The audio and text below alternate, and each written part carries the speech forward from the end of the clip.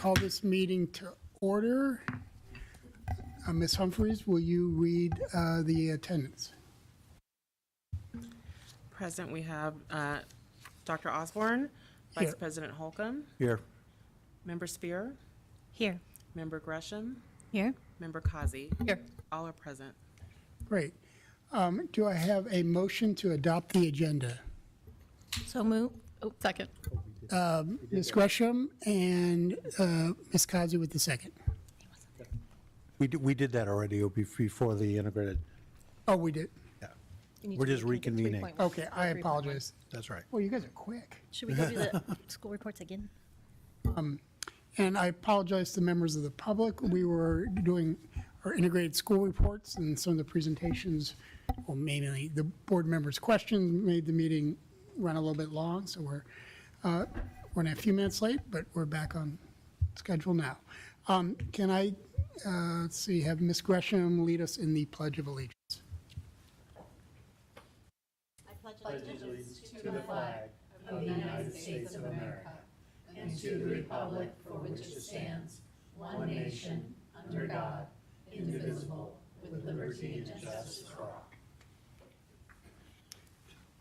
All righty, let's roll into our superintendent's report. Dr. Guerin, what do you have for us? Thank you. President Osborne, members of the governing board, cabinet, and guests, good evening. I want to thank the educational services team, Barb Marshall, Jason Piantowski, members of the educational services team, our elementary school leaders, the assistant principals and principals, for all their work they did to prepare for the school presentations today. They were outstanding. It is clear to me that we are so focused on supporting our students to ensure they reach their full potential. I especially appreciated the educational challenge discovery, where the staff productively worked together, including parent feedback, to ask themselves, what do our students need, and how do we know, and how are we going to make an impact? I also appreciated the short-term, medium-term, and long-term measurements to hold ourselves accountable and to measure as we go, to know that are we making an impact, and we can be flexible and change as needed to meet the needs of students. So again, really an excellent evening and a great way to start the year. Art Masterpiece training happened last Saturday, and this room was packed with parents who were eager and excited to get back into school. I want to thank Leanne Spangler and Casey George and all the parent volunteers and coaches that helped out. It was an incredible event because of the energy in the room. It is so clear to me that parents are thrilled to be back in our classrooms and engaging in that way. If you haven't noticed, all the fields are filling up with middle school athletics. It's great to see the students back on the fields and the courts, so love to see that. Today, I was able to visit a few of our sites to begin recognizing staff for the Shining Star and You Make a Difference Award.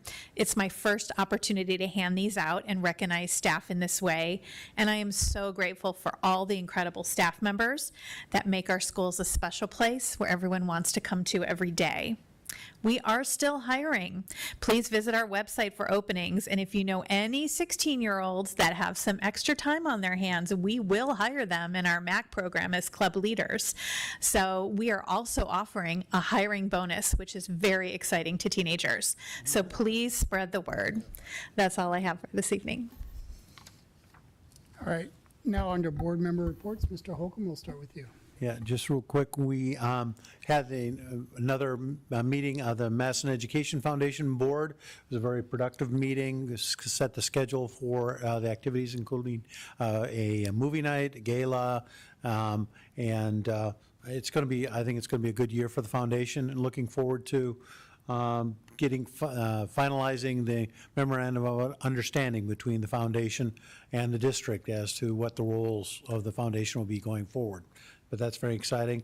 I did get the opportunity to go, and there's going to be a report later, but to be the alternate delegate to the ASBA legislative agenda.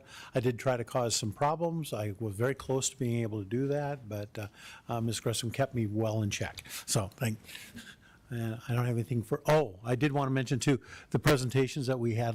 I thought the discussions and the presentation, and in particular the dialogue between the board and the principals and the assistant principals was very useful and very informative. And I want to thank everybody who participated in that. That is such a huge benefit to the district to have that type of dialogue.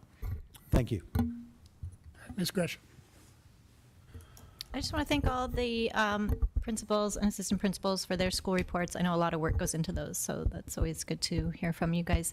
And yeah, we'll talk later about, last week was the ASPA school law conference that many of us went to, so we will have a report on that later. Thanks. All right, Ms. Spear. Thank you. I also wanted to echo what my colleague said with regards to the elementary school principals. We did hear from our elementary schools just now. We will be hearing from our middle schools, I believe, in 2 weeks. Yes, thank you, 2 weeks. And it will be the same schedule. So we will likely run a little bit late. It's very critical for our governing board to have the opportunity to talk directly with principals. They are also essentially the bridge between the district level and the school level. And without a seamless relationship, we do not function as well as we could. And so this is a really critical thing for us to be able to do. I also wanted to congratulate our very own counsel, Ms. Jennifer McLennan from Gus Rosenfeld at the Arizona School Boards Association. She won the Dean Pickett, John Robinson. John R. McDonald, darn it. I'm looking at John Robinson right behind. My apologies. Award, which is there is no more deserving individual, and I just wanted to say congratulations to her. We are very lucky. We would like you to stand up so we can clap. Education lawyers are very valuable. They are able to advise governing boards and school districts and also parents as to how to navigate the myriad of issues that present. And I just wanted to say thank you for your dedication. That's all I have. I think Title 15 may be the longest title in the ARS. Thank you. That's all I have. All right, Ms. Kazi. Thank you, Mr. Chair. I just want to add that I think there have only been like 15 winners of this award to date. And it truly is an incredibly prestigious award. And I mean, it's a big deal. So I would like to also congratulate you, Jennifer. I was able to attend the ASBA Law Conference. It's always an excellent law conference. I think we're going to be receiving copies of the presentation. So if anybody who did not attend or was not attend a session that they were interested in, I'd be happy to share that with you. Just let me know. That's all I have. Thank you. Thank you. And I just want to thank the elementary principals for working late. And I think in my 8 years of the board, those are the best presentations I've seen. I think it gives us some guidance in terms of strategic investments and strategy from a board level, at least at the elementary level. And I look forward to seeing the middle school principals in a couple of weeks and then kind of blend. I think that will be the foundation of our strategic planning session in October. So looking forward to that. All righty. With that in mind,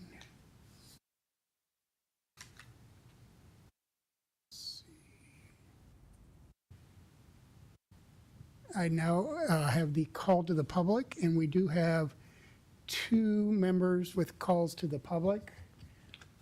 And we limit time to 3 minutes. And the first person is Leslie Spector. Will you please come up and address the board?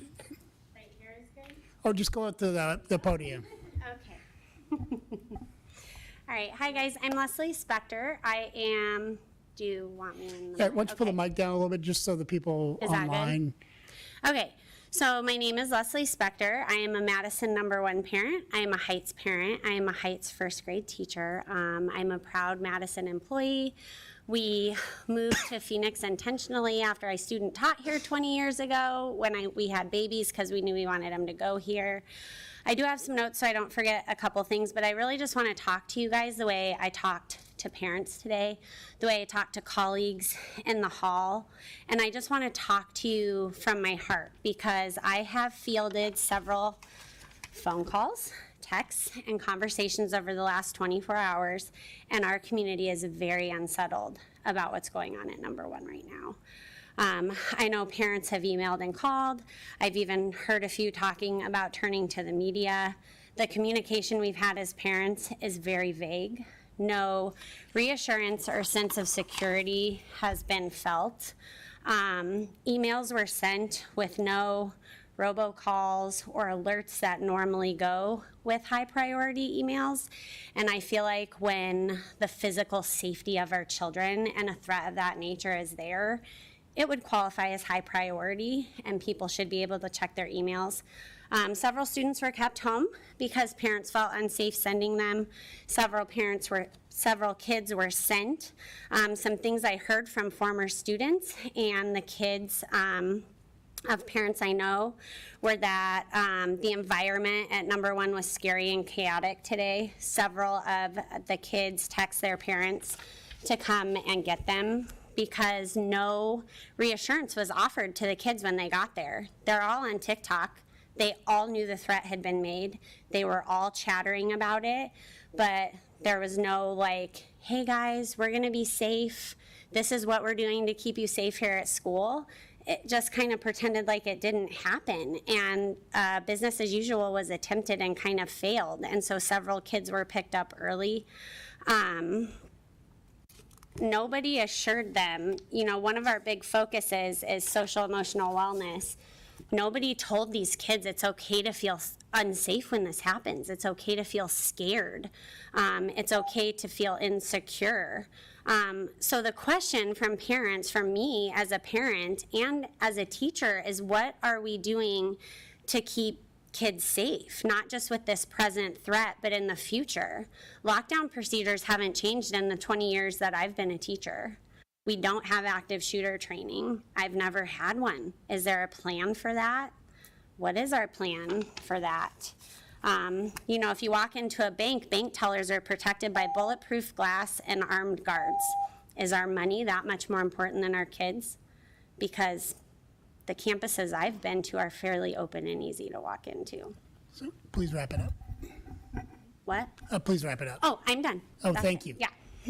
Thank you. Obviously, since this is a call to the public item, we cannot respond, but Dr. Guerin, will you look into the item? And I think the board is all aware of what is going on there, and we will have strategies to address it. So thank you. Thank you very much.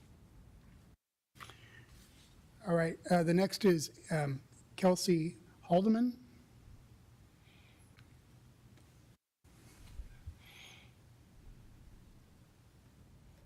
Welcome. Hi. Hi, everyone. I'm not used to public speaking, so hopefully hers was very well done. First off, I want to say thank you for allowing me to speak here. I am a new parent to, I have a first grader at Madison Traditional Academy. We moved directly into this district because we heard great things and we knew we wanted to be a part of this community. I've had the opportunity to volunteer a few times on campus, and I just want to say I am blown away by the staff. We have a new principal, a new vice principal, and a new teacher all on the campus, and they have done an incredible job. One thing that was concerning were the ratios. As I was helping out, there were 30 kids in my son's first grade classroom. 30 kids, 36-year-olds. And even though the teacher did an incredible job, there's only so much a teacher can do with 30 kids. And we all think about like almost like a pie. We have finite attention, we have finite ability to each student. And when we add kids to that pie group, their pie slices get smaller and smaller and smaller. And quite frankly, it's unfair to both the students as well as the teachers. If we want our children to be successful and we want our teachers to be successful in their education, we as a community have to set them up for success. And that success is not 30 kids in a classroom. Sorry, I wrote down the notes.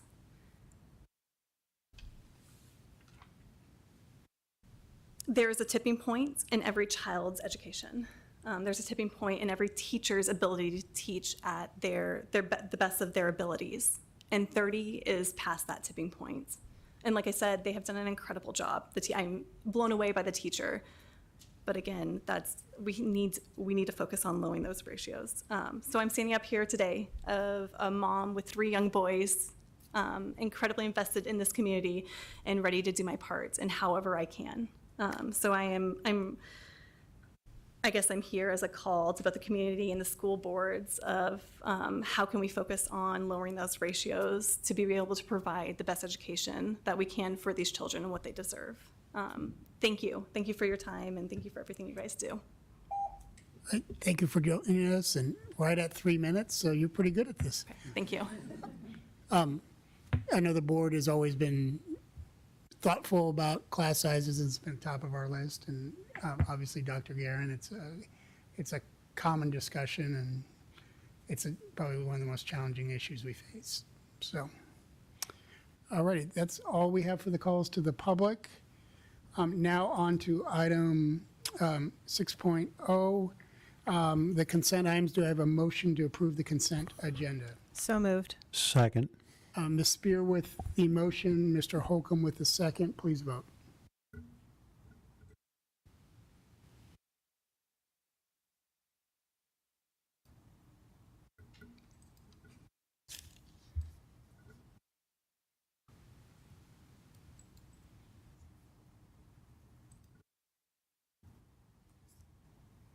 The motion has been approved. The consent item has been approved. All right, now on to item 7.1, information items. Ms. Gresham, will you lead the discussion on the delegate assembly? And then if folks have comments from the law conference of the delegate assembly, please join in after Ms. Gresham talks about the delegate assembly. Sounds good. The delegate assembly, as Mr. Holcomb said, we went to the, so the delegate assembly is where the members of ASBA, which is school boards, meet, and we go over the legislative agenda of what the ASBA wants to try to accomplish in the next legislative session. So we all vote on that. And so we voted, just so the other board members know, that all the changes that were proposed were approved, and very little, not really any controversy or anything. One notable one was they added some about the increasing violence in our schools and gun safety, and wanting to address that. So I think that was a good addition. And yeah, the law conference was great. We had some great speakers. Judge Hatchett was really cool. And yeah, and then it's Mr. Holcomb has anything, or Dr. Guerin wants to chime in as well. I think you covered it. The delegation assembly was relatively uneventful, other than people going. It's always interesting to see some of the differences between the rural districts and the tribal districts. You know, it had a voice there as well, which is good. And it's a good coming together for, I think, all the Arizona school districts. I found the pre-conference on Wednesday to be extremely helpful. It was focused on parent rights and some of the new legislation, and our own Jennifer McLennan was one of the presenters on some of the breakout sessions.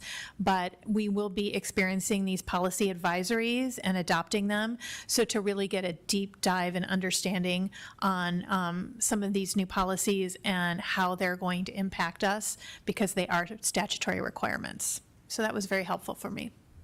I think one of the biggest challenges is because the legislature went so late that normally we have time over the summer to digest these, and I think we're making changes more on the fly. 'Cause, you know, I think the effective date doesn't even start for another 24th, yeah. So it's an interesting environment where normally we can start at school year, we can train up even before some of the policies, and this year we don't have that opportunity. Ms. Beard, something? I just wanted to say thank you to Ms. Kasi. I wasn't able to attend all 3 days, and so I will be grateful to see the full packet. Yeah, the one session I think particularly appreciated was the crisis communication. They had a very good speaker on how to do that, and as someone who's actually been trained in a lot of the stuff, I still learned quite a bit, so I thought that was pretty helpful. Alrighty. Any other comments? Oh, Ms. Beer. Thank you to Ms. Gresham and Mr. Holcomb for being our representatives. And the good news is, it's now guaranteed that I will never have to be the delegate again. I only went 1 for 8, so, you know, and was not invited back.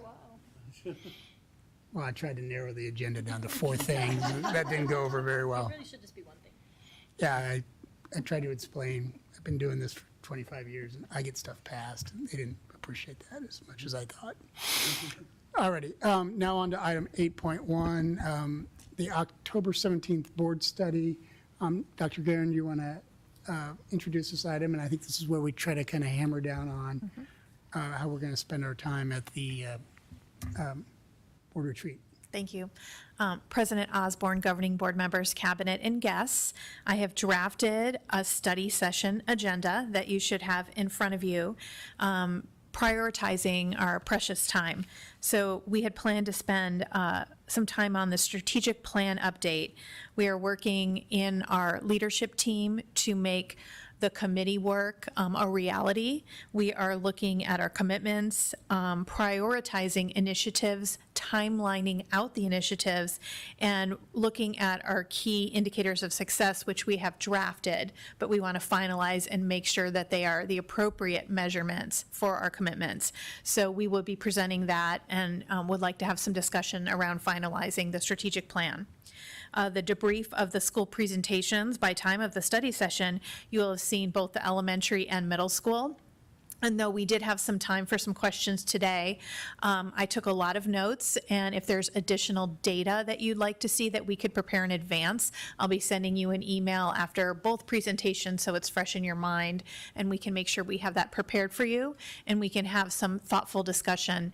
In addition, we will have letter grades hopefully by then, and with the cut scores and some more of the Arizona data to share. So we can discuss that as well.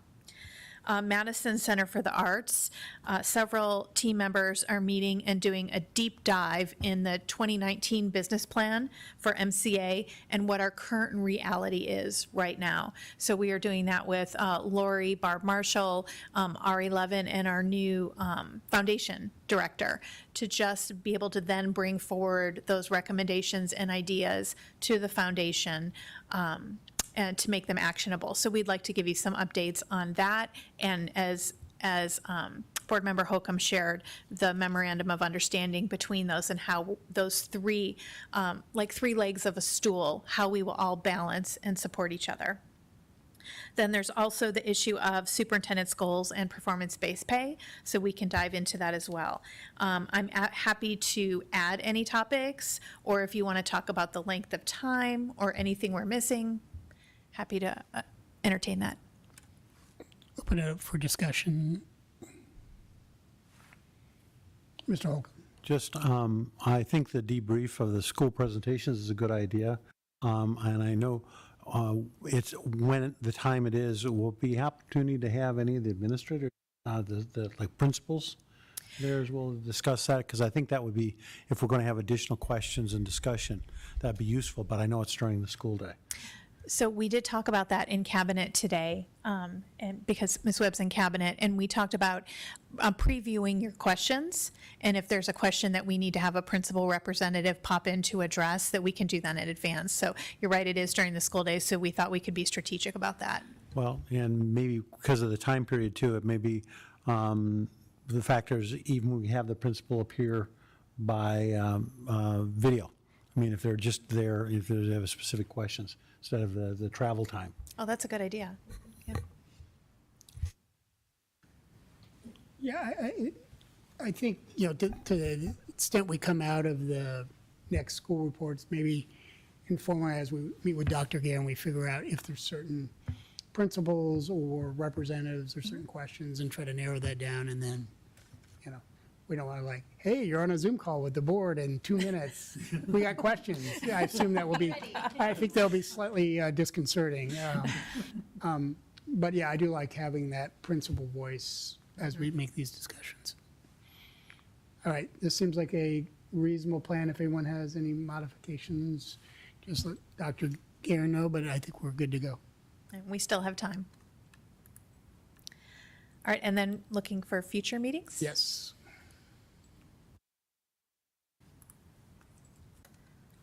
So it is getting to be a very busy time of year.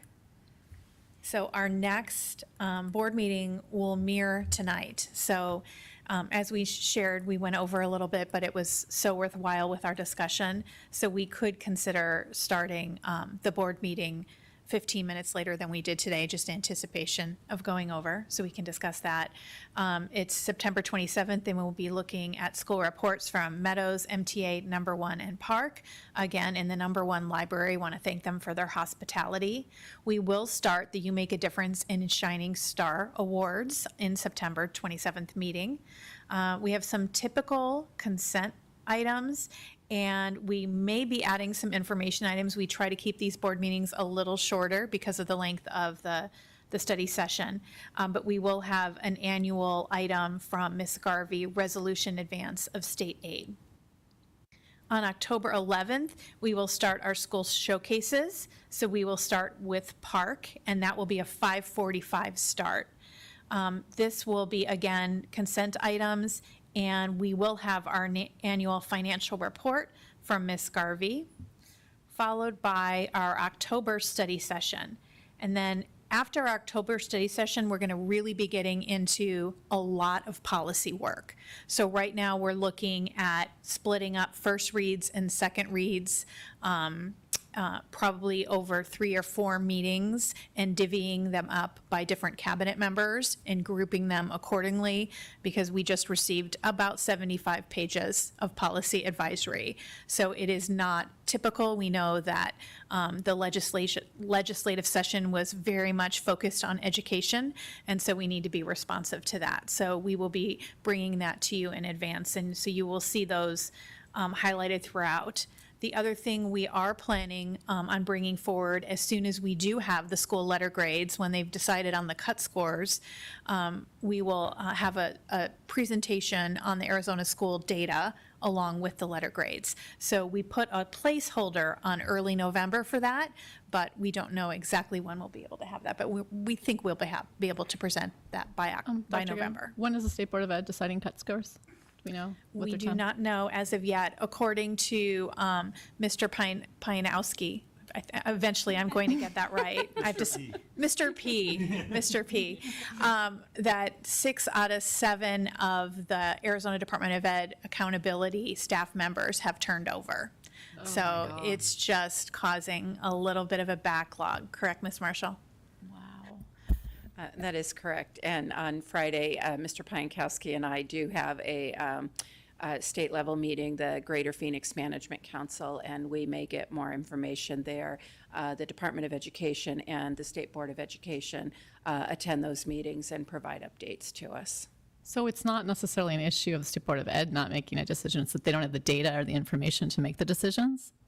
That's correct. It is currently under review to make sure there are no data errors so that they can then determine the cut scores. But with the turnover in staff, it just makes it an additional challenge. Wow. A ton of money lying on those cut scores, and you had 6 vacancies. I see Ms. Thompson, and you can go back to the state. Alrighty. The only comment I have is on the policies.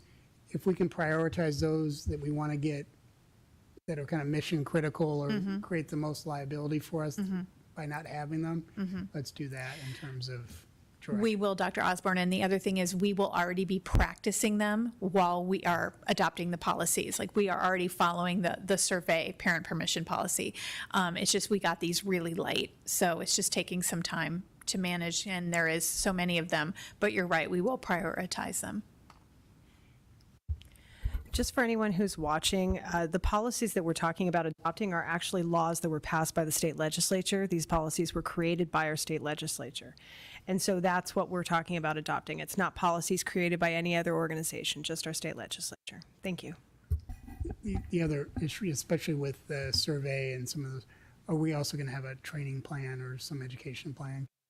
That's a pretty big new, and I normally we do this prior to the school year, but we have to do it on the fly this year. We just, President Osborne, we just trained administrators this week. We went and we were able to bring back a lot of the information we took from the law conference, so that was helpful. But this will be ongoing training because the breadth and depth of the policy work. Okay. Any other comments? Okay, do I have a motion to go into executive session? So moved. Second. Motion by Ms. Kazi, a second by Ms. Gresham. I can't remember, do we have to vote on that, or, okay, please vote.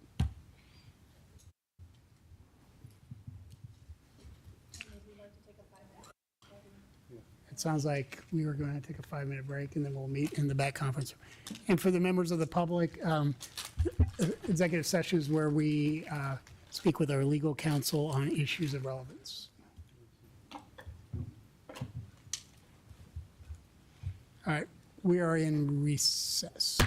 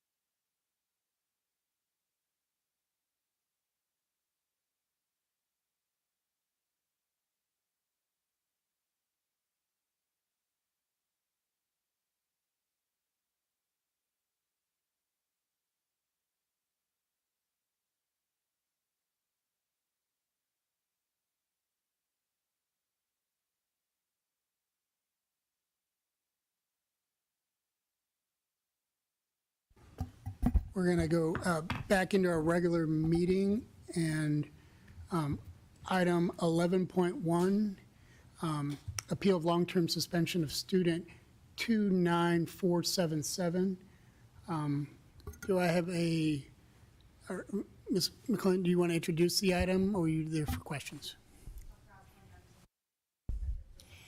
But again, you have a variety of motions that any of the board members could make to affirm the recommendation of the hearing officer for the long-term suspension, or to overturn the recommendation, or to modify it. Those are your three choices. Okay. Do I have a motion to start the discussion? Please, someone make a motion. I move that we approve the recommendation for long-term suspension and revocation of the student in question. Do I have a second on that motion? I second the motion. All right, is there any discussion? Being none, I will accept please vote.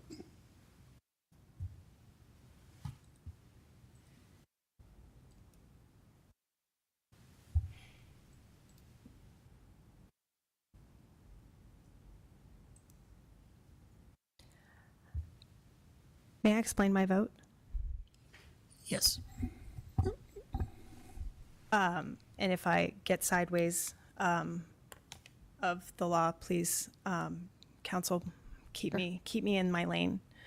I just want to express my regret and my sorrow for the entire situation. And it is not, these are very difficult issues, and it weighs heavy on my heart to be in this role and to have to make these kinds of decisions.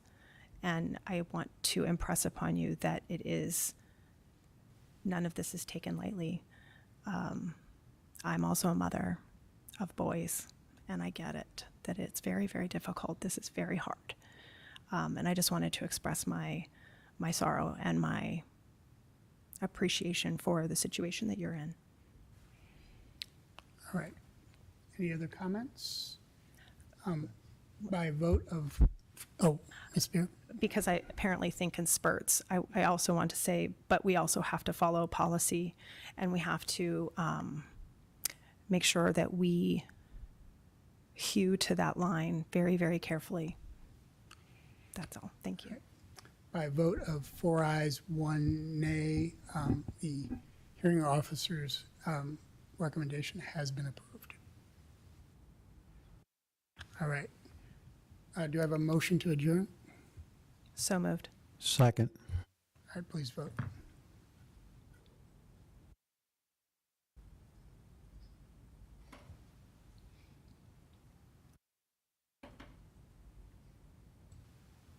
All right, this meeting is adjourned.